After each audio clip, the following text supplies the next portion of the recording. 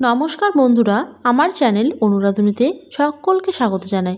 আজ আমি আপনাদের সাথে শেয়ার করব সাবুর পোলাও। আমার মতো করে এভাবে সাবুর পোলাও তৈরি করলে সাবুর পোলাও হবে ঝরঝরে আর অনেক সুস্বাদু। সাবুর পোলাও তৈরি করার জন্য আমি এখানে 1 কাপ বড় দানার সাবুটা নিয়ে নিয়েছি।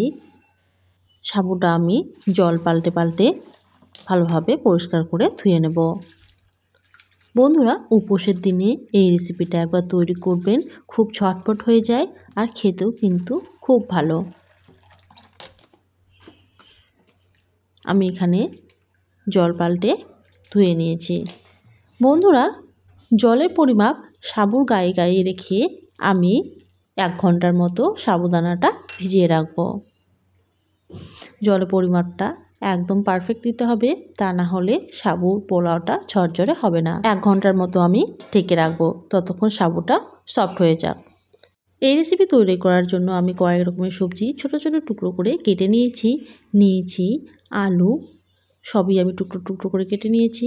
ক্যাপসিকাম, ফুলকপি, গাজর, মটরশুঁটি, কয়েকটা কাঁচা লঙ্কা আর ধনেপাতা কুচি নিয়ে নিয়েছি। এই রেসিপিতে আমি এই সবজিগুলো ব্যবহার করব। প্রথমে আমি বাদাম ভেজে নেব। তার জন্য কড়াই ভালোভাবে গরম করে বাদামগুলো দিয়ে শুকনো কড়াইয়ে ভেজে নেব। বন্ধুরা, আমার এই রেসিপি ভালো লাগলে ভিডিওটাকে একটা লাইক করবেন, বাড়িতে ট্রাই করে কমেন্টে অবশ্যই জানাবেন আর চ্যানেলটাকে সাবস্ক্রাইব করে পাশে থাকার অনুরোধ রইল।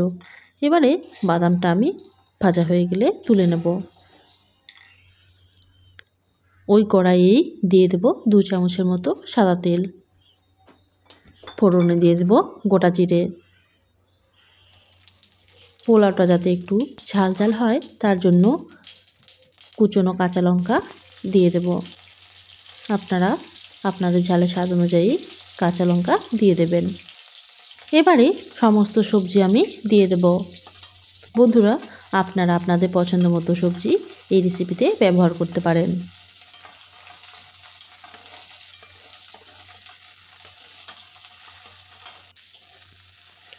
নেড়ে চেড়ে নেব। দিয়ে দেব স্বাদ মতো লবণ।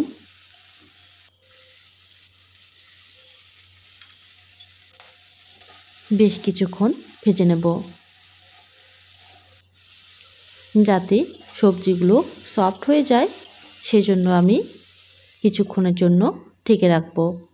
গ্যাসের আঁচ মিডিয়াম টু লো রেখে কিছুক্ষণ আমি ঢেকে রান্না করব। ঢাকনা তুলে দেখব সবজিটা সেদ্ধ হয়েছে কিনা। এই দেখুন বন্ধুরা, খুব সুন্দর সেদ্ধ হয়ে গেছে আলুটা। সমস্ত সবজি আমার খুব ভালোভাবে সেদ্ধ হয়ে গেছে।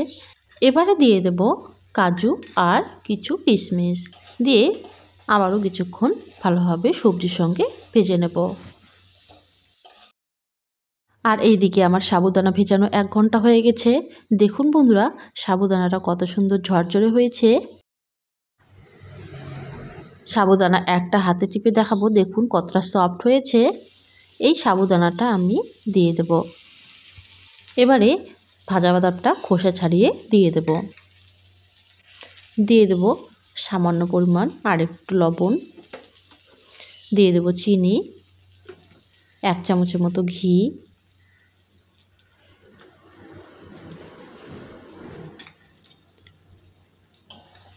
ভালোভাবে মিক্স করে নেব।